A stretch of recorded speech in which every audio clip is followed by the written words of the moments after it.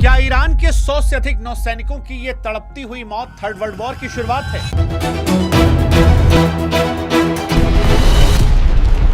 क्योंकि जिस वक्त दुनिया की नजरें इजराइल के तेल अवीव की बमबारी, तेहरान में खामनोई और 160 से अधिक बच्चों की लाशों पर थी, ईरान में दिख रहे मलबों पर थी, उसी वक्त इंडियन ओशियन के गहरे नीले पानी में अमेरिका ने वो कर दिया जिसकी शायद कल्पना भी किसी ने नहीं की थी। ईरान का सबसे मॉडर्न जंगी जहाज, जिसका 24 घंटे पहले भारत में स्वागत हो रहा था, वो समंदर की गहराइयों में दफन हो चुका है और इसके साथ ही 100 से अधिक ईरानी नौसैनिकों की जल समाधि बन गई है। कोई इसे अमेरिका का स्मार्ट मूव कह रहा है, कोई इसे अमेरिका का सबसे बड़ा धोखा कह रहा है। लेकिन इस खौफ को समझना है तो ये फैक्ट समझिए कि दुनिया ने ऐसा मंजर आखिरी बार 44 साल पहले 1982 के फॉकलैंड युद्ध में देखा था। तब से लेकर आज तक दुनिया में किसी ने भी इस तरह से जंगी जहाज को डुबाने की हिम्मत नहीं की थी।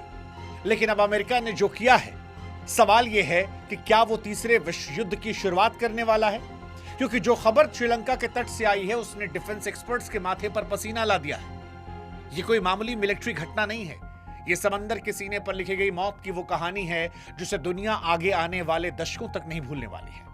अमेरिका के लिए तो ये सेकेंड वर्ल्ड वॉर के बाद इस तरह का पहला अटैक है और इसके साथ ही ऐसा दिखता है कि शायद दुनिया के ग्लोबल शांति के ताबूत में अमेरिका ने वो आखिरी कील ठोक दी है जहां से बातचीत खत्म हो जाती है। अब बर्बादी का दौर शुरू होता है, बर्बादी ईरान की, बर्बादी इजराइल की, बर्बादी अमेरिका की और इसके साथ बर्बादी दुनिया की। क्योंकि ईरान जो खामनोई और 160 बच्चों की मौत से पहले से ही बौखलाया था, इस घटना के बाद वो पागलपन की पराकाष्ठा को पार कर सकता है और अगर ऐसा होता है तो दुनिया में तेल के दाम जो हैं वो आसमान को छू जाएंगे। अगर रूस या चीन ने साथ दिया तो क्या वो न्यूक्लियर अटैक कर सकता है? आज सवाल ये नहीं है कि ईरान बदला लेगा या नहीं, सवाल ये उठ रहा है कि ईरान का बदला अब यहां से कितना भयानक होने वाला है और इसीलिए ये कहानी, ये खबर बहुत बहुत महत्वपूर्ण हो जाती है।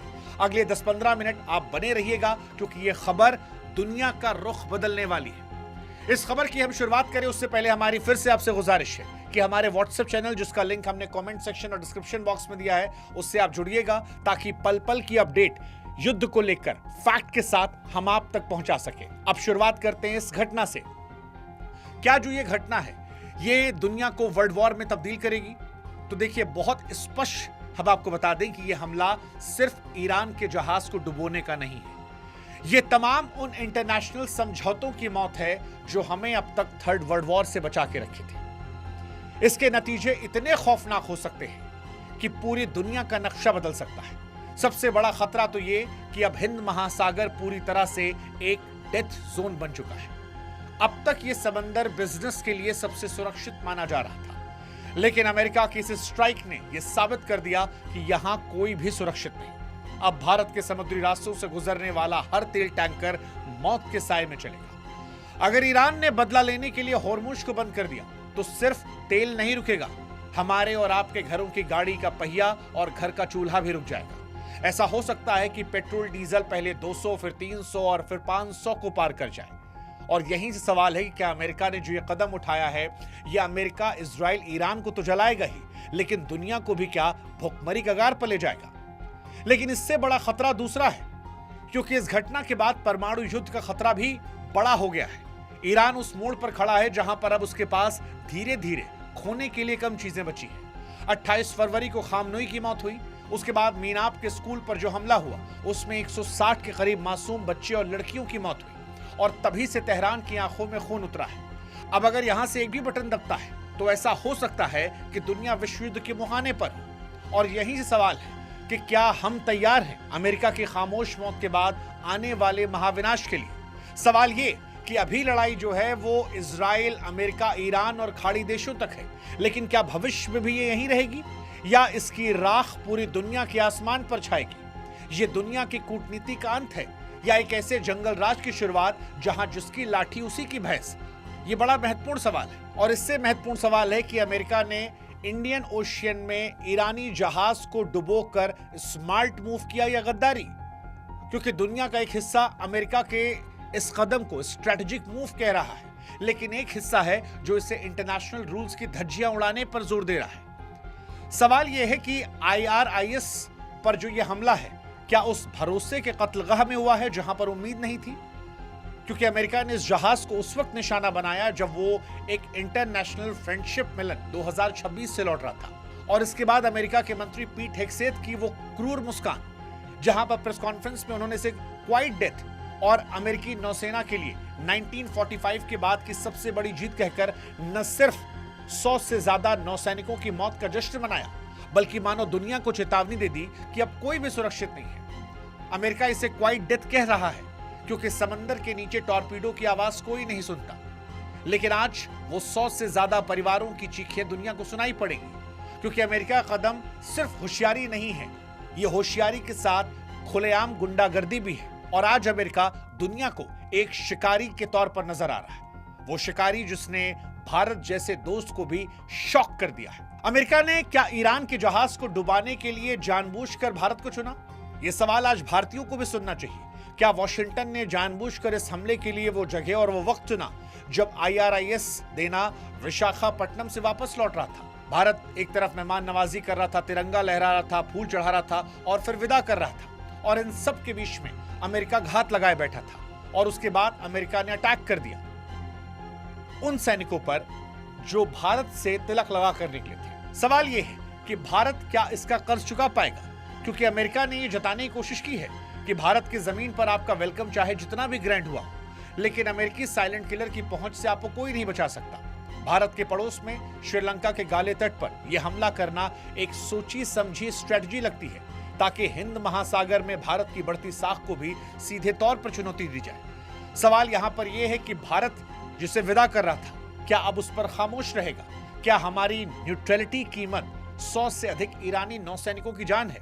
और क्या विदा करने के बाद हम इस पर भी कोई टिप्पणी नहीं करेंगे, जैसे हमने खामनोई की मौत पर या 160 बच्चों की मौत पर खामोशी अख्तियार कर रखी थी?